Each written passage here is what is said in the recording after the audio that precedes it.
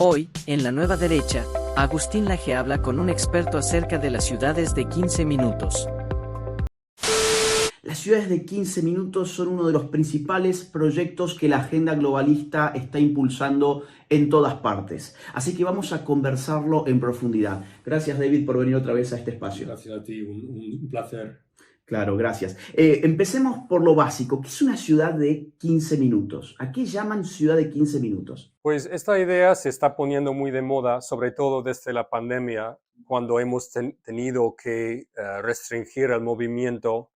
Y entonces la idea de una ciudad de 15 minutos, básicamente, es que podamos cultivar comunidades más o menos autocontenidas, con una cohesión interna, en que estés donde estés en la ciudad, tú puedas acceder a servicios públicos, a restaurantes, a cultura, a centros médicos, a parques, etcétera, etcétera, etcétera, en un radio de aproximadamente 15 minutos a pie o en bici, ¿no? Y se piensa que de esta manera, pues que se puede cultivar un sentido de comunidad más cercano, ¿no? Una comunidad más cercana, porque en una ciudad muy grande, a veces, pues por su escala, es muy impersonal y la gente no se siente vinculada con su entorno.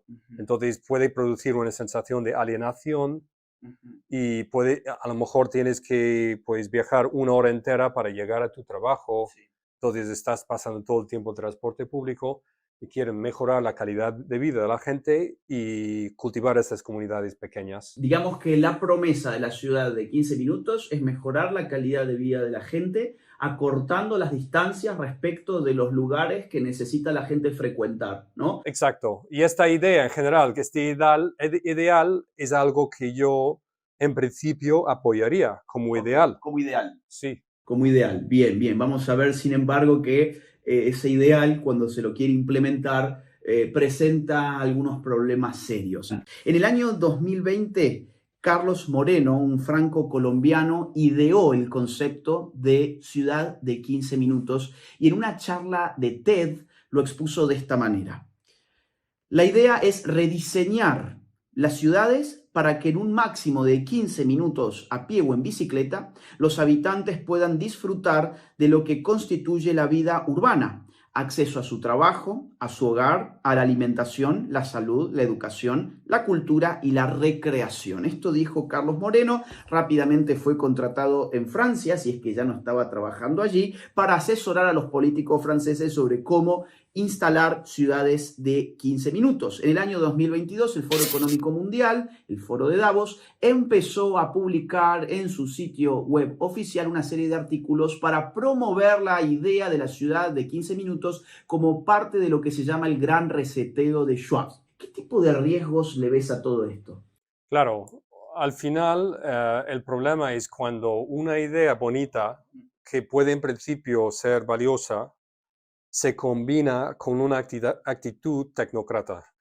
Entonces, la mentalidad tecnócrata, ¿qué es exactamente? Es la idea de que vamos a tener una clase de expertos, no una clase especial de expertos, que podrán hacer planes para mejorar la vida de los mortales que vivimos en la ciudad, de los que no somos expertos.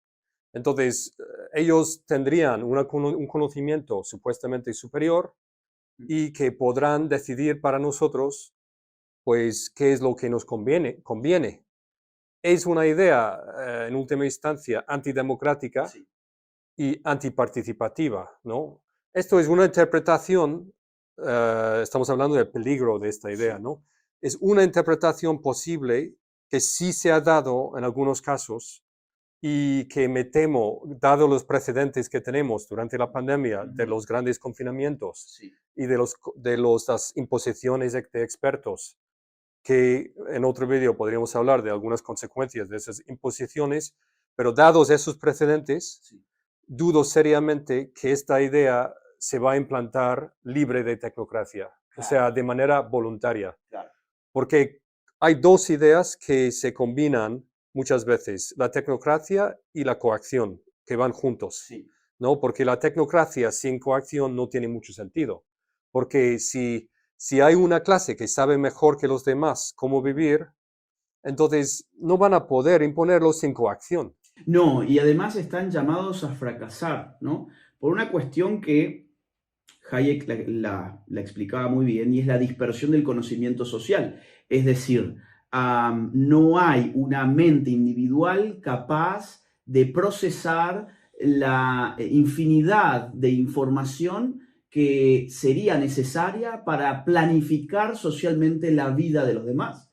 Entonces, esa imposibilidad epistemológica es la que ha mostrado desde hace décadas que la planificación social tiende a perder en eficiencia, por ejemplo. Pensemos la eficiencia económica como uno de los criterios posibles. Ya luego podemos hablar también de del asunto político, que es otra de las grandes ramas. Pero pensemos económicamente. ¿Por qué los individuos viven en donde viven? ¿Por qué eligen vivir en donde viven? Por muchas razones y muy variables además. Depende del tipo de vida que cada uno lleve, del tipo de vida que cada uno quiera llevar, depende también de las posibilidades, depende de la red de contactos, de la red de relaciones, de los planes a futuro, depende de los gustos, de las valoraciones subjetivas, depende de un montón de cosas que un planificador social no puede conocer. Entonces, por ejemplo, hay gente que elige vivir en una determinada zona de la ciudad porque los precios de los apartamentos son más bajos en esa zona.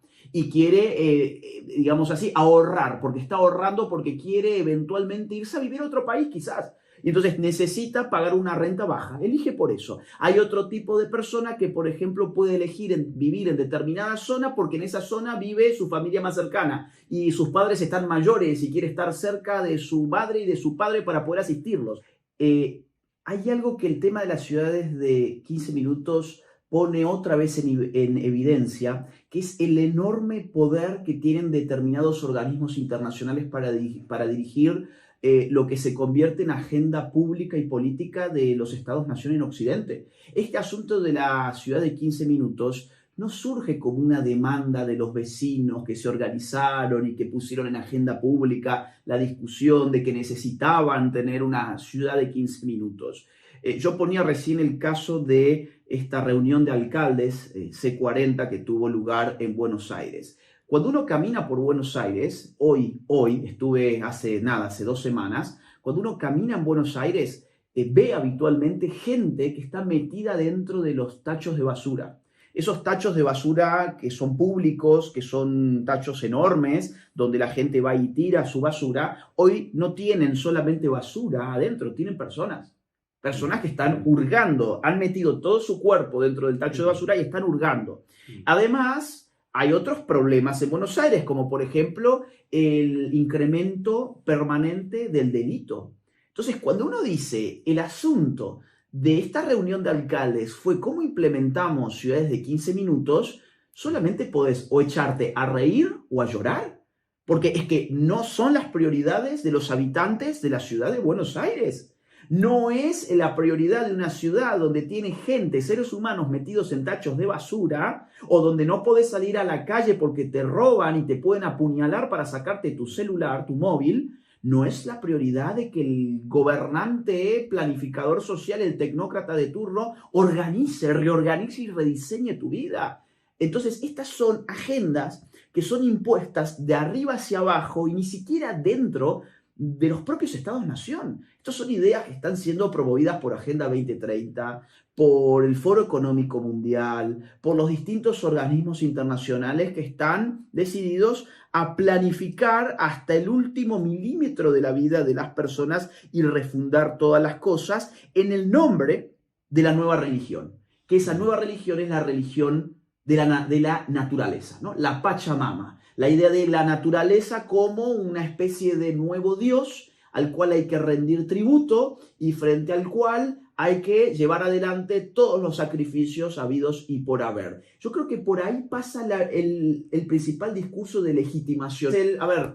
Otra vez, la ciudad de 15 minutos tiene una serie de incentivos positivos, decirte, mira, vas a encontrar todo por aquí en estos 15 minutos. Ahora, hay que asegurar también incentivos negativos. Es decir, si vos te vas fuera de estos 15 minutos, pues tendrás que rendir cuentas. Insisto, pedir un permiso especial, hacerlo en determinado horario, hacerlo por determinada ruta, pasar algún tipo de control especial, dejar algún tipo de registro, dar alguna explicación, pagar alguna tasa, alguna multa, algún impuesto.